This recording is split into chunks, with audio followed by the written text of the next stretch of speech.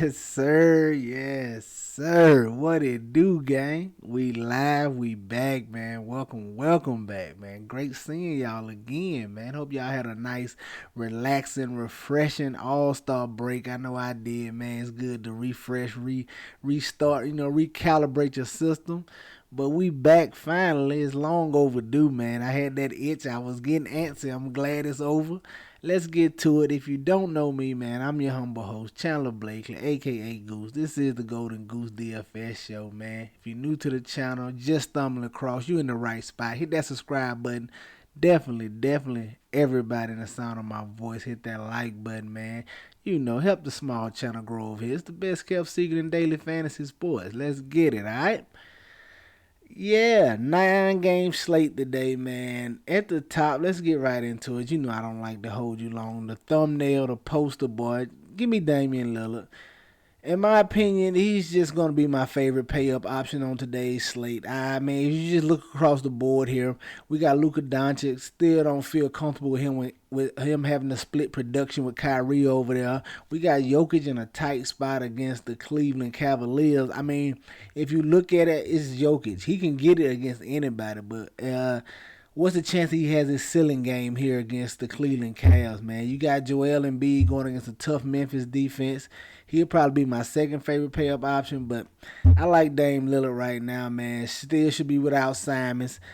The second best scorer over here is going to be Jeremy Grant, man. Although he's solid, this finna be the Damian Lillard show, especially if Nurkic is still out, man. Just sign me up for Damian Lillard, my favorite play on today's slate, all right? Now, coming in at shooting guard, a guy I'm taking a look at. We're going to get a little value savings going on here. I'm going to look at Tyrese Maxey. I know people probably got their eye on Tobias Harris at 4,900. I think he might be a solid player as well, but I don't mind paying the extra $400 just getting the Maxey, as I know he's gonna shoot, man. I just gotta hope he's hot. Maxey is looking to be a scorer. I think they really want him to be the number 2 scorer. As you can tell, Harden is not really looking to score the ball that much this year, man. He's more so looking to be like a true point guard and get more assists. So they really want Maxey to kind of be the second, third option scoring on this team, and he's definitely getting in shooting the ball. The minutes should hopefully be there. He should get 30 minutes here in that spot. And if the great thing, if he gets it going, they're gonna feed him, man. You know this kid can light it up when he finds it. So he's capable of giving you a monster game. I like getting to him here. I love this matchup going against the Memphis Grizzlies. Give me some Tyrese Maxey here at your shooting guard spot. Now coming in at the small forward, I just think this spot is his regardless. Even when Anthony Simons comes back, man, I just think it's just going to be his spot. It's his spot to lose. And I'm talking about Cam Reddish standing that Portland-Sacramento game, the highest total game on the slate. You probably going to want to get some pieces of this one, man.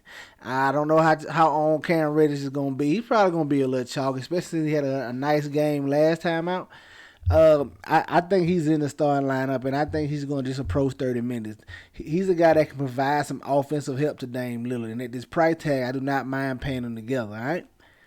Coming in at the power forward spot. Now, I'm going to go to this Memphis game. I'm going to stay in this Memphis-Philly game, giving hopefully a little lower on run back stack here with Maxey and Mr. Brandon Clark at the power forward. And I'm hoping he doesn't start here.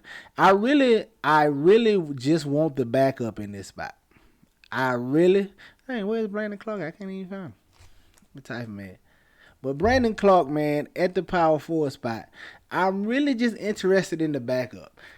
Clark probably be more popular. He's definitely going to be popular if he starts. But if Clark gets to start, I might just go Tillman. For the simple fact that backup 4 or 5 position is going to get some minutes. You got a highly volatile situation with the main offensive weapon being the center and Joel Embiid. So whoever gets that start is likely possibly getting in some foul trouble there. And even if they don't, you got the hack box right next to him and Jaren Jackson Jr. So you got 2 different cases. You probably can get some foul trouble. And if the backup, if it's Tillman, If Clark gets in foul trouble, I think he sees minutes. If Jaren Jackson get in foul trouble, he sees increased minutes, and vice versa. If Tillman's starting his Clark off the bench, he can play either one of those positions. So I'm really just interested in the backup. I got Clark here right now at 4,500, but that's how I plan to play it today, unless some better just value opens up. But this is a key spot right here. Now I really want the backup, but Brandon Clark right here at 45 at 4,500 will be my favorite right now as we speak. All right. Now let's get to the center spot, man, and I'm just going to go to a guy that I'm probably going to go overlook because everybody's going to go to his counterpart. And at the center spot, I want to look at Walker Kessler, 5,700. Now, I know everybody's probably going to go to Kelly Olynyk. He was the one that had the monster game last time. I told y'all in past videos, those type of games he's capable of. Kelly Olynyk can drop 50 for you. He's done it on multiple occasions in the past.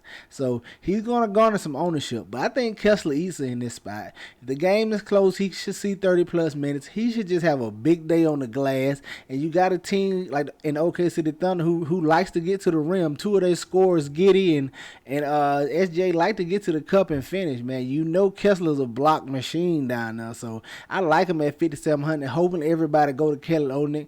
Kessler can get you about 12 and about 17 boards in this spot. There's nobody to keep him off the glass down there, man. I like Walker Kessler at 5,700. There you have it, just starting five for DraftKings. Damian Lillard, Tyrese Maxey, Cam Reddish, Brandon Clark, and Walker Kessler. Let's go look at FanDuel and see what I'm feeling over there, all right? Staying with my boy for sure. Dame Lillard, 10-5, almost $1,000 discount. Sign me up, man. I already broke it down. Just give me Dame Dollar. I live and die with Dame Dollar tomorrow. At the shooting guard, and I have some interest in Jordan Clarkson. Staying in that OKC Utah game, probably the first or second between Portland, Sacramento, OK City, and Utah. They're gonna be your best two fantasy spots on the slate tomorrow. They're gonna garner some ownership now, I'm telling you. But I like Jordan Clarkson. Love his price tag over here on FanDuel, 6,400.